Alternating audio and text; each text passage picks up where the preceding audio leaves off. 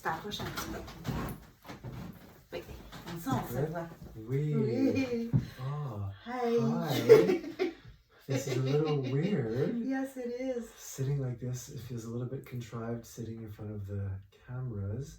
Yeah. It almost feels like people are watching us, even though it's Yeah. just tonight. We haven't done anything yet. Okay. Good thing.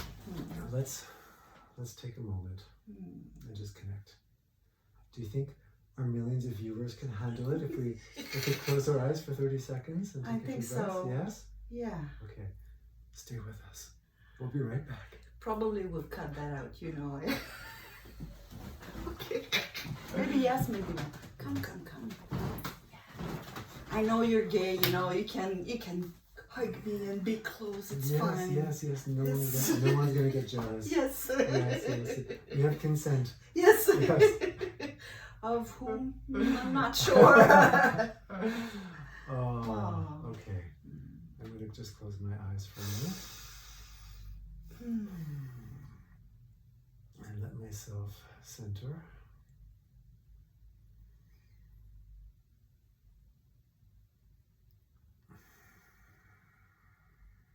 So you have a turtle. I have a turtle. This turtle was given to me by my acupuncturist, Okay. who I see once a month and who I love. And she gave me the turtle, and she said in Chinese mythology, the turtle represents longevity, spirituality, health, and retreat. Oh, interesting. And it was the retreat part that touched me the most, because it always has its home on its back. So it can always go inward when it needs to, no matter where it is. And that's so, all the things that I wear, they're all symbolic. They're all reminders. When I feel them dangling in my ear, or when I look in the mirror and see this, yeah, they're all reminders of who we really are, of who I really am, which leads me to who we really are. Which is why you and I are sitting here today, I think. Yeah.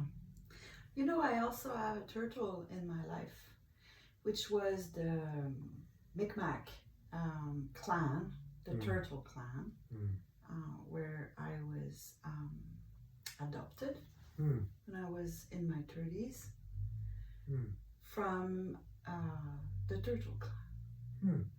Yeah. Wow. And the white buffalo after, but turtle clan first. Well, see, there's a whole story there that I'm interested in knowing. But it has another significance. It's more like the creator of the universe. And so the universe is on a turtle back. And yes, it includes all the directions. So if you're a turtle, then you have the... C'est dur à parler en anglais, hein, pour dire. On peut le faire en français. Non, c'est correct. If you're a turtle, you can embody the creator. Yeah, and the turtle actually does protect me. That's how I feel it in shamanic realms. So we have that in common. Yes. And we have other things. We have many other things in common, which we will speak about. But what I'm going to offer is this. I think, for me, what I feel we have most in common, and feel free to fine-tune this or modify it, but for me, it feels like what we have most in common is the knowing, the deep, deep knowing that we are far more than the shell of our physical body. And I say shell, but even that's not true, because our body is not just this shell. Our body is a living, breathing expression of life, and our body is also connected to the infinite possibilities and potentials of all that is. So we are an expression of that. And I think that what I feel, what I always felt from you since we met not so long ago,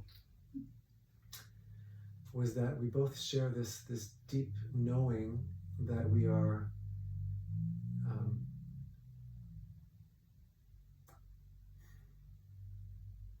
embodied expressions of the universe, and that we have access to infinite possibilities as we express life through our being.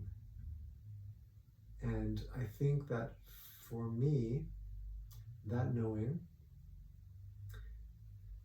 gives me access to practices that allow me to create my life from that deep, deep knowing. And I feel like for me, that's what brought us here together, because we both want to share things with people who may not have that sense or that knowing that we have access to more creative power than we're taught to believe in our culture. Yeah, I agree. And I even think that is why we met. Mm-hmm. And this is how we met, because I saw you in a room of, I don't know, 2,000 people. And I went, okay, you come here. Yes. I was like, me? Wow. Okay. Yeah. That's amazing. Yeah. But also, it's because I felt it, right? For many reasons, but whatever the story is. Also, we both survived end of life illnesses. Mm-hmm. People say miracles. Me, I don't think it's a miracle, because I think we can reproduce it if we know that we are divine. Mm-hmm. Then we take the position of the creator, the turtle. Yes. Yes. Yes, I agree with you in all of those things. And I think it's so hard to put in language. But when you say that we take, I'll use my words, we take the perspective from the divine in us and create from that place. Because we are divine beings. Mm-hmm. And we are, as all of the ancient wisdom traditions tell us, and all the spiritual traditions, we live in a world of illusion, that we are more than that, and you hear this from every single wisdom tradition.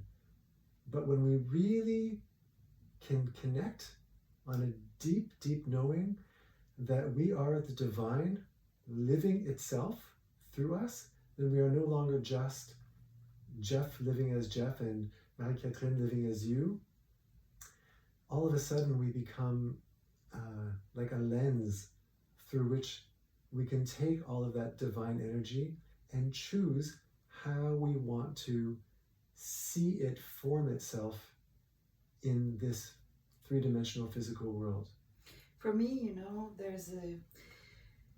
I see patients in my life, and when they come and they tell me a story about their illness, about their pain, I know that this story is the distortion.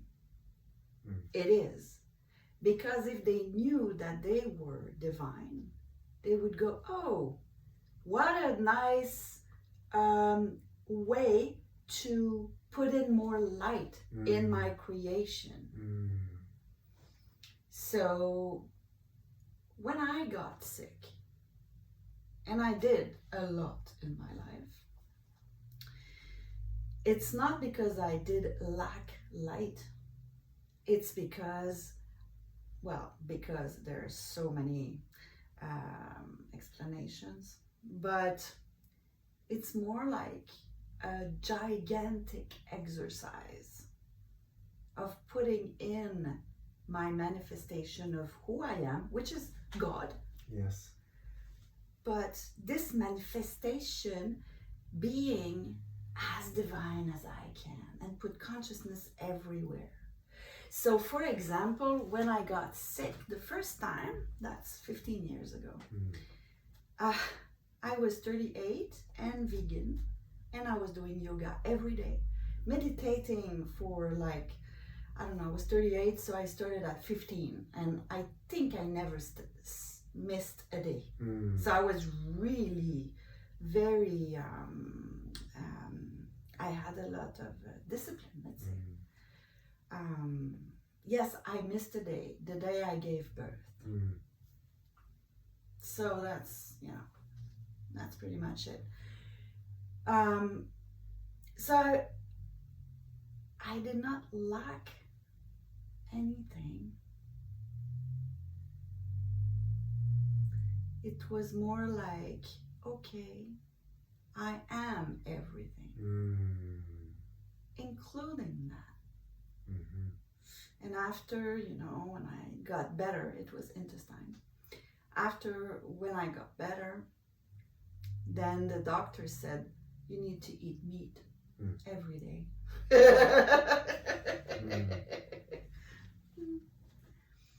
And then I had a dream. Well, it was more like a vision, like I was awake. I asked what I imagine as being masters of higher dimensions from me, which now I don't believe in because I embody everything. But at the time, I asked them, okay, so what is the highest vibration on earth embodied? I know it's not human. I was thinking maybe the dolphins or the mammals. And the answer was, and they laughed, and the answer was, it's not, they said to me, this is not the right answer, but we will give you an answer that will teach you something. Okay? Then they said, it is the industrial cows. That's strange. Yes. And I said, okay, why? They said, well, it takes a lot of compassion to decide to embody yourself in a cow that will not be able to see the light of the day, that will bury children and be raped and give milk to a species that is about to kill itself because it kills the planet. Wow. Oh my. Oh. Wow. So I said, okay, okay. I ate meat after that. And I suspect that you ate meat with a deep, deep level of gratitude. Yes. Yes, and it did heal my gut. I never had anything after. It did work. Yes. Yeah. Tell me a little bit more about your story. Yes. Okay. So I'm glad that you started talking about that, because I know for me, I think for both of us, one of the main reasons we wanted to do this video, whatever it becomes, is because we want people to understand that just because we live in a society that tells us there's a specific outcome to expect from a medical condition, we want everyone to know that that's not necessarily true, that there are more options than what a prognosis says. And the expression, believe the diagnosis, don't believe the prognosis. And we are living proof of that. Yeah. Maybe that's the name of our podcast, Living Proof. Oh yeah, what that's do you think? a good idea. What do you think, viewers? Oh, we couldn't see it. Come. Oh. Okay. We have to be very close. Yes. I moved back because I can't see without my glasses. Ah, that's right. Yeah. Okay. So maybe I'll have to wear my glasses. Anyway. Yeah, why not? But anyway, or I'll just. So we are both living proof. Well, I'll speak for myself. Yeah. So in 2017, I was given the diagnosis of having a brain tumor, a malignant brain tumor. Can you name it? Yes, it's a glioblastoma. And if anybody Googles glioblastoma, they'll see that it has a very dire prognosis. People who have that diagnosis are not expected to live very long. Sometimes months, at most a couple of years. That's the average. But I knew as soon as I had my diagnosis and I went home and I was sitting on my couch, I was staring at the wall and I was praying in that I was just reaching out to I call it God. That's the word I use because it feels most personal. I was reaching out to that part of my awareness that knew that I am much more than just this small individual embodied human being. I was just reaching out for something without even asking anything specific. I wasn't asking a question. I wasn't using any religious prayer. I was just stretching my soul out. And something opened up in front of me. It almost felt like a window opened up. And from that moment, I knew that the only thing that I had to do non-stop for the rest of my life was point all of my energy toward that window, toward God. No matter what I did, I always had to direct myself there. And I knew that I would be okay. I knew it. And that's not to say that it wasn't, a life situation challenge, because brain surgery, all the treatments, and we don't have to talk about all of it, but you can imagine all the things that one goes through with cancer, the chemotherapy, the radiation, but my physical state wasn't never really so bad. I recovered from the surgery quickly. The chemo and the radiation didn't really have much of an adverse effect on me. The worst part was the shock of being all of a sudden a cancer patient. And sure, there were some effects, like my eating changed and my sense of smell became super, super strong, which nobody could explain. So that was the hugest impact of my life. But the worst part was wondering if I was ever going to find my joy again. You lost the joy there. I lost my joy because I couldn't stand any smell. We couldn't make coffee in the house. We couldn't cook in the house.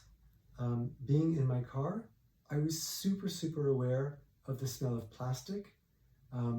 If anybody was wearing an ounce of cream on their body, I could smell it from 100 meters away. So I was always assaulted by odors. And that was the worst part, because I had no protection. Everything smells.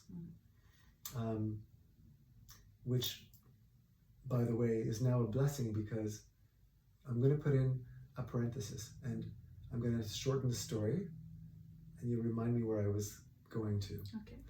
The shortened story is that at the time, my husband, Christopher, had to stop wearing everything, all scents and odors and colognes and creams.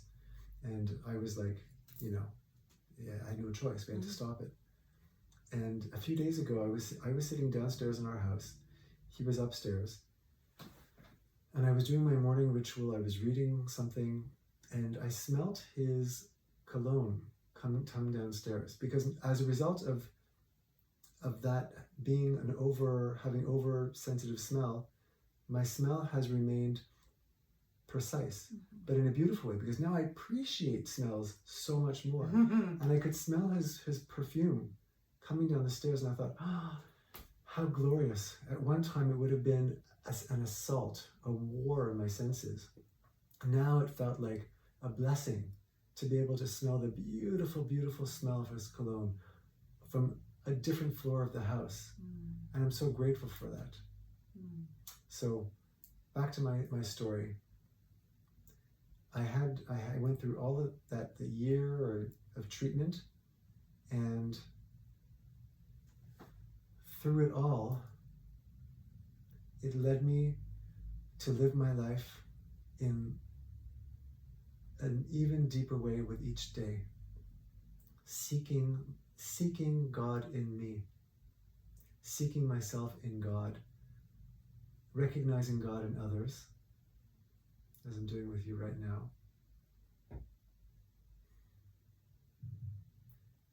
And feeling all of the possibilities that I never knew existed and that I'm still discovering, thank God, and changing my life according to that truth. Changing all of the habits and patterns that had been in place in my life that my soul was telling me all along, don't do that, Jeff, don't do that. Little things that went against the grain of what my soul wanted. I could hear the voice. I just never acknowledged it because it wasn't the popular thing to do or the common thing to do. Yeah. Things just regular, without naming the millions of things that we do. I'll give one silly example. Honking at somebody while driving as one example, where my soul said, don't do that. And now I don't do it because I get it. There's another divine being in front of me living their own life. Why? What is that going to help? Anyway, all the little things in my life that I knew went against what my soul wanted, now I can hear that voice. And in fact, I'll say this.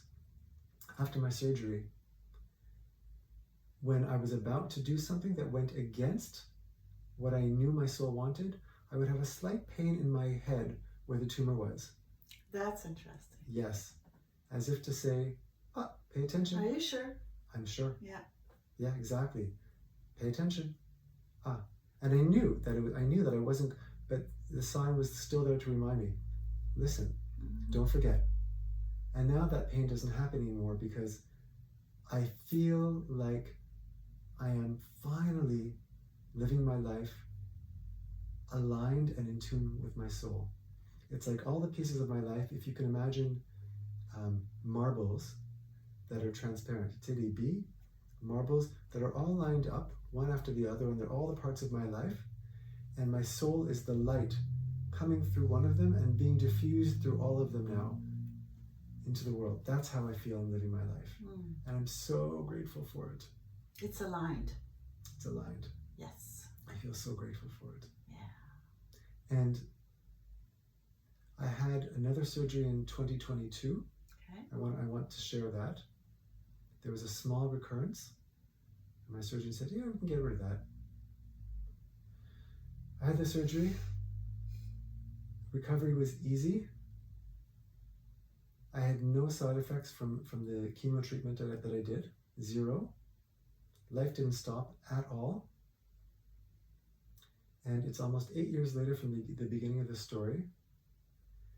And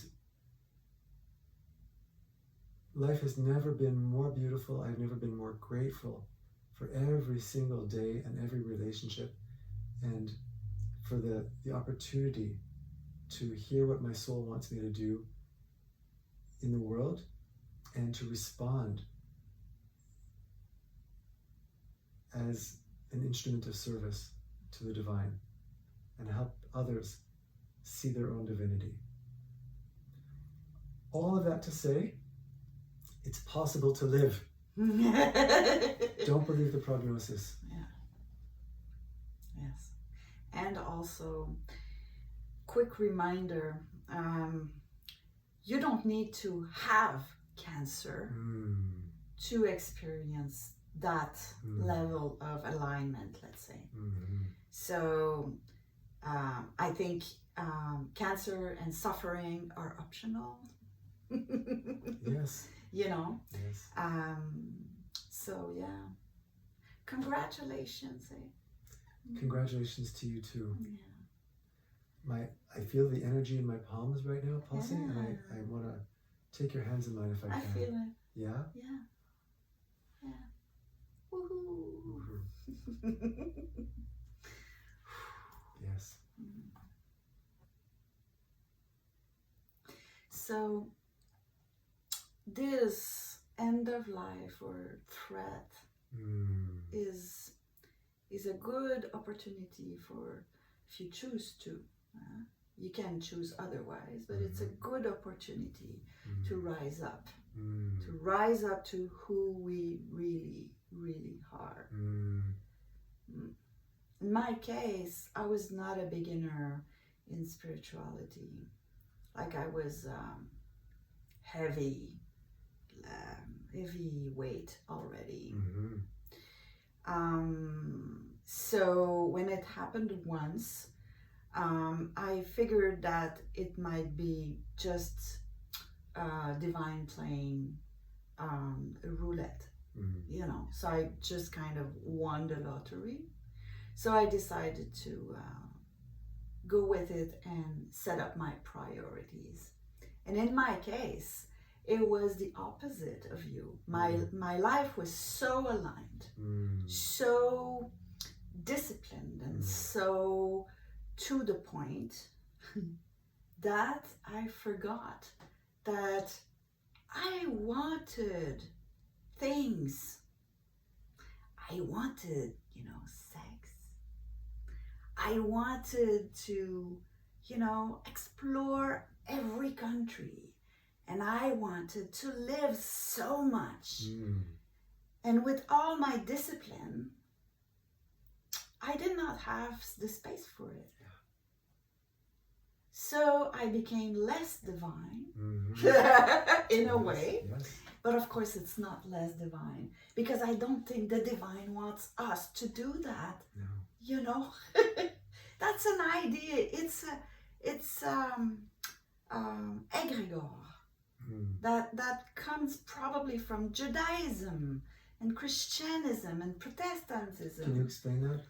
Yeah, an egregore is a mix of ideas and emotions that move around like a cloud. So it's an energetic field, and every little part feeds each other. So for example, we are now in Montreal, Quebec, and in Quebec we have the guilt egregore that is very strong. Like if you're good, there might be something wrong with you. If you're rich, there might be something wrong with you. So it's always the guilt thing. It comes from the church. That was very powerful just 50 years ago. Of course, people are growing up from that, thank God. Yes. I don't think God wanted to punish people, you know. No. Let's state for the record, I think that any idea of God as punisher is not an idea of what God wants to be. Yeah. No. God wants if there's a sin, that's it, you know. Yes. God is, for me, God is love. God is love, wants us to love because we are created in love. We are loved, we are loving, and we are love embodied. Yeah, it's the fabric. It's the fabric of the universe. So if we feel the fabric, it is pure love. It's not attachment, it's not jealousy, it's just love, pure love, without stories, without distortions. It's just pure. And we are the embodiment of that. Yes. And inside the matter. And with the matter, we grow in love. We even have to make love in order to make babies. Really, you know? Yes. So what was my idea? I forgot. I have no clue. You were talking about how you were all lined up. Yeah, I was lined up and everything. So, you know what I did? I said, okay, I was in a cancer hospital, you know, and I looked each side. And there was a mother with her kid that was about 4 years old, and I was like, oh, it's her or her husband, you know. So I was like, oh.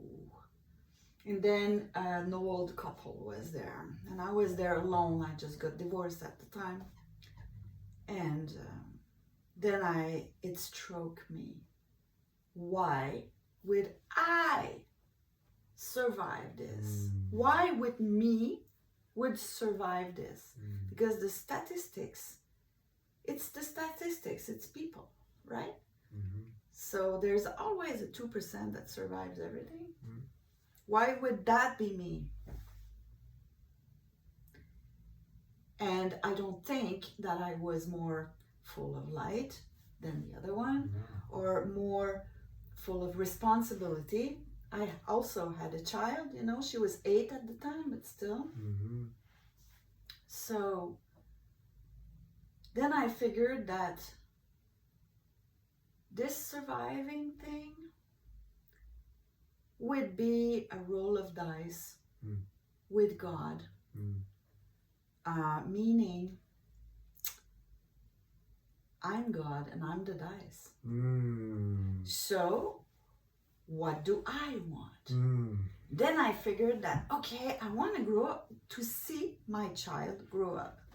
It seems very obvious, but to me it was like, oh, I don't want to leave her like this. She's 8. Also, I wanted to drive a luxury sports car. And I was so ashamed. I wasn't expecting you to say that. I know, me neither. Like, I was like, I always buy ugly and safe cars that are cheap because I want, you know, it's like, I want a nice car and drive that. Now, when I look at that, I laugh and I don't think it's a good idea to do that. But the energy from that was, I want the diamonds of life. I want the highest pitch of life. I want to experiment every aspect of life. I did a lot of disciplined and good food and you know, healthy choices, blah, blah, blah. I did that. And meditations and da-da-da. And I did have cancer, colon cancer. How is that possible? Like, everybody in my family is a centenarian. What happened? Yeah. So I was like, okay, then I'll go and eat at McDonald's. And I'll drive a sports car, which I did. Yeah, it was a Mercedes. Then I also wanted to teach more. And when I got the surgery, they took out my intestine. So when I spent like a week at the hospital after that. And so my students would come to me and with a tape recorder. And they would say, in case you go, would you mind talk? Please talk. And I was like, oh yeah? Yes, please do talk. So I did talk for hours and hours and hours. Just explain how I understand the body, life, da-da-da-da-da-da. And it does exist still, that tape. I don't think it was that interesting, but still. Maybe not to you.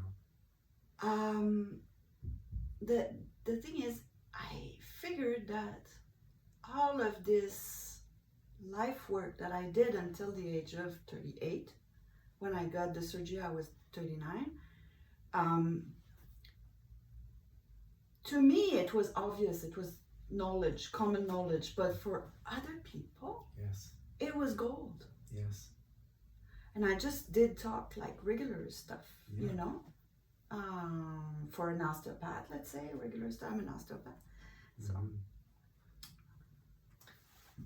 I'm going to jump in because what you're talking about in terms of being super disciplined, Yeah.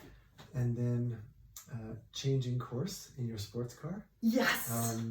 To use that as a metaphor, which I think is change gear. Pretty brilliant of me. Yeah. It makes me think of now in my life, whenever I find, because of course, oh my God, cancer, where do you start? What do I have to do? And then all of a sudden, this is a word of caution to anyone who's experiencing anything like this with any illness. As soon as you announce that something's wrong, people with good intentions, the floodgates are going to open and people will be bombarding you. You need to do this, you need to do that, you need to take this, you need to go there, you need I'll to send you light. You like light. I will send you more. You need to see this doctor. There's a treatment offered in that country. You need to go there. It doesn't stop. And it becomes so oppressive. And what it is really is fear. So instead of offering you, again, with beautiful intentions and hope and love and genuine concern, in fact, what's being created is this weight of fear. And then so I found myself in a position where I thought, how am I going to do everything? How am I going to do everything? So I started to do what I could. I started to change. Well, I was already vegetarian. I was already eating well, but I started to eat even better. I got freaked out by sugar. And so I won't go into all the small details, but all to say, I started to feel like if I don't do everything, I'm going to die.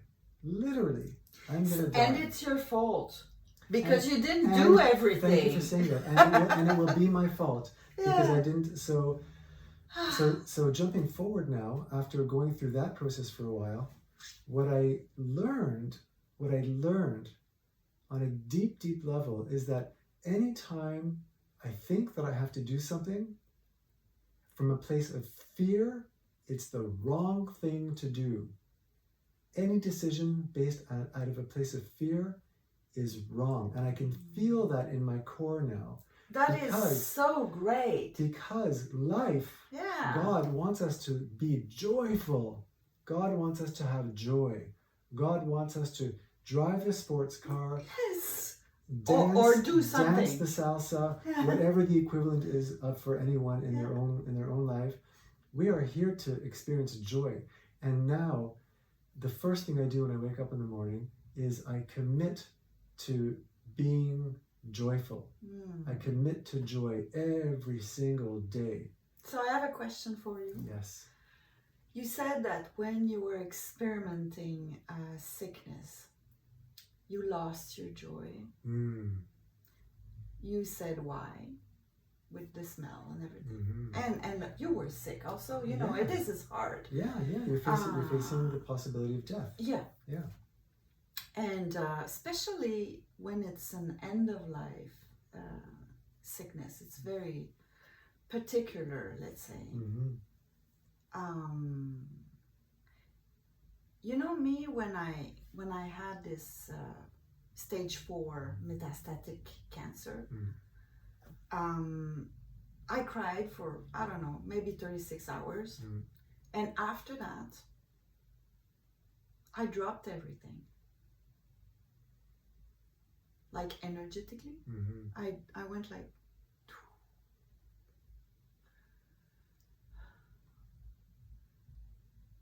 leap of faith, you know, nothing. It's like no pressure or limits or even my body position. Even if I was like this, I had to be comfortable in any ways I could. And I did not do anything. Like I didn't read, I didn't go on Facebook, I didn't do anything. I tried watching TV because TV, you know, it's pretty much nothing. And I couldn't. It was too much. Just being there. And I was very surprised because from that emerged something which was pure joy and compassion, which I had before. It's not that I didn't have it, but it was like there was no limit because maybe I was going anyways, so may as well just be that. And I was already there. So, and I understood that I was never otherwise. Yeah. And that's a big one. So what is your joy? How it came back? I think that at some point I missed it so much. Well, this is what happened. I missed it so much. I thought, if I'm here now, I'm not going to waste my time for as long as I have crying all the time and saying, poor me, what's going to happen? I'm here now. And I don't take credit for learning all of that. God knows. Thank you to all the teachers. Thank you for all of the spiritual wisdom teachers. Thank you to all the quantum physicists. Thank you to all the near-death experiences, people who are writing. Thank you to all of the teachers out there who have sent me. Thank you, God, for sending me all of their books to show me from every possible angle who I really am. At some point, I got it. Thank you, Eckhart Tolle.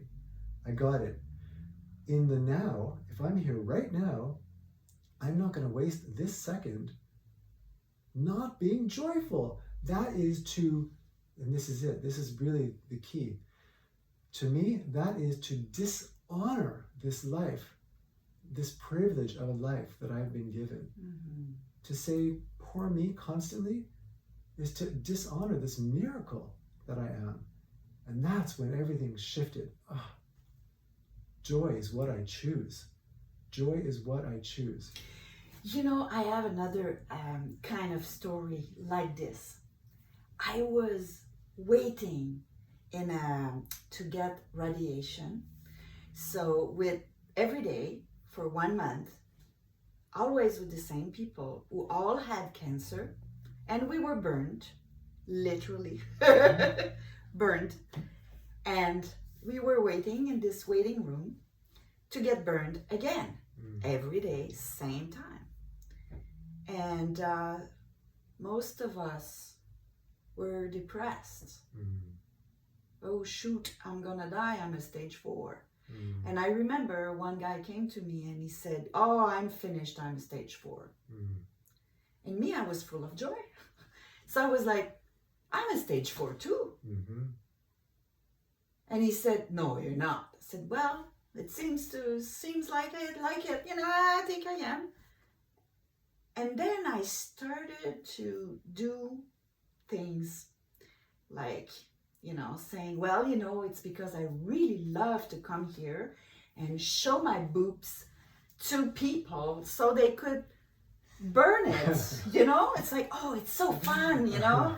And then another girl started to play with her jacket. She had boobs thing too. She was a stage 3, and she was like, and yes, me, I go, boom, this is me, you know? And we started acting out. So then, you know, each of us got called. The day after, guess what happened? We started doing jokes and and laughing it out. And, you know, when I finished I think it was 30. When I finished it, they said, oh, you're already finished? I said, yes.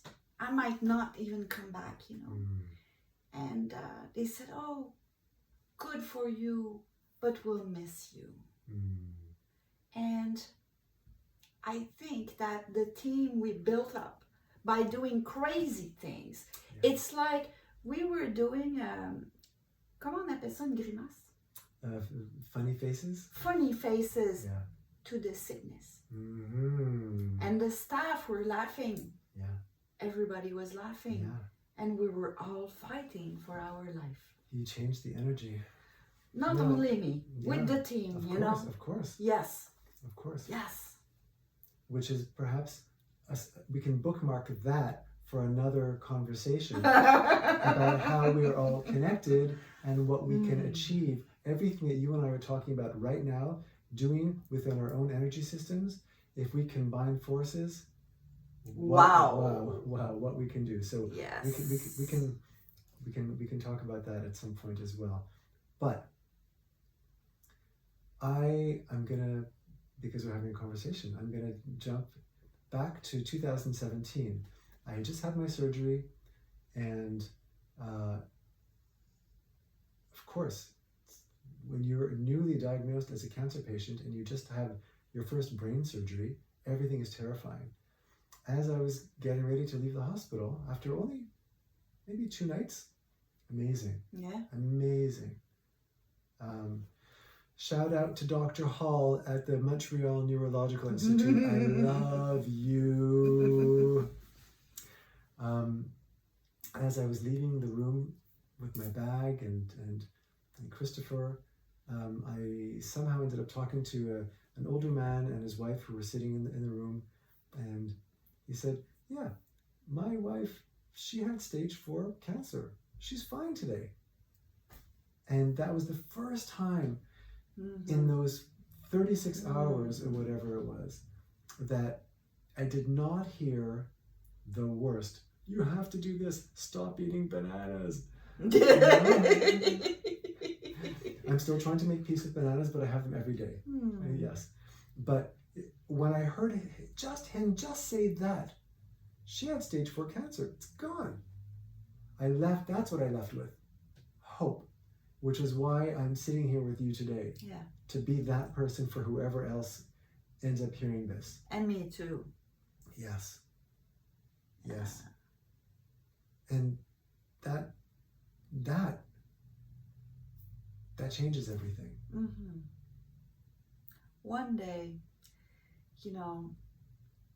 someone told me, and it was very profound, not an insult or anything like that. She told me, she said, Catherine, having cancer is not worse than having a cold. I was like, oh, I think it's worse, like you cannot just take a